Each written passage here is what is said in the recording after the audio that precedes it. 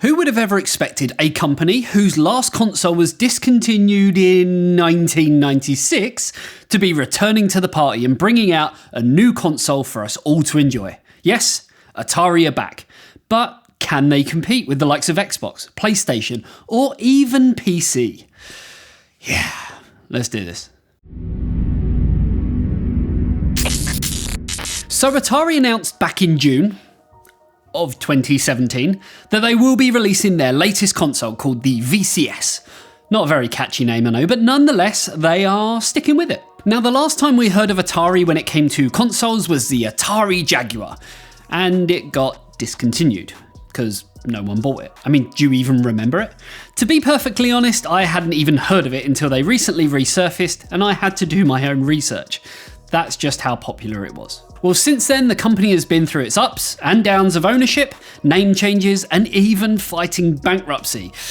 That's not good. Needless to say, they have come out fighting for their lives and even gone on record saying that the VCS will be able to compete with the likes of the PS5 and the Xbox Series X and S. And they are adamant at the fact as well. I mean, really? I mean, you got to love the whole hype job behind it. That is, well, some marketing bullshit. The amount of pushbacks this console has received doesn't really give me a lot of hope in the console's ability to stand its ground. But as always, and you know, I tend to say this quite a lot, time will tell. So what do we actually know about the console? Well, firstly, they're classing it as a home video game console and a micro console.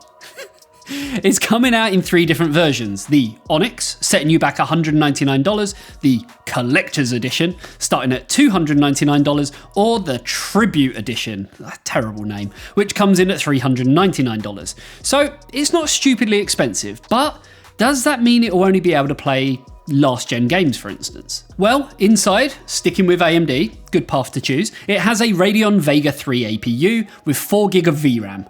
So it's not exactly super powerful, but remember, it was seen at CES 2020 playing both Fortnite and Borderlands 2. So it can handle the fuel and the fire of last-gen's consoles.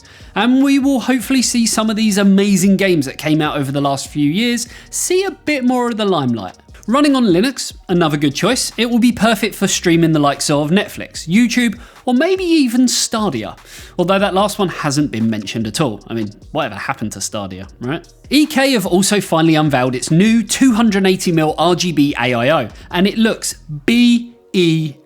beautiful. Following on from the release and success of their 240 and 360mm versions, the 280 was something consumers were pretty much screaming out for. With integrated addressable RGB lighting on both the fans and the frosted CPU block, though EK call it milky, and I'm not sure that's translated as well to English as what they maybe first thought. It also has a slim ass radiator at only 27mm thick, making it thin enough to tuck away inside even more cases compared to a conventional AIO from their competitors, which typically have 30mm or above thick radiators. The 140mm redesigned fans make it quieter and more efficient than the equivalent 120mm fans seen on the other model AIOs, and it's coming in at a pretty respectable price, €113 direct from EK. So tell me, what do you think of EK's AIOs? Are they good enough to compete with market leaders like Corsair or NZXT? But do you know what is able to compete? The eTeknix PC Maintenance Toolkit. Never leave home without it. With everything you need to build, maintain, and repair your PC, including a magnetic screwdriver so you're never going to lose your screws.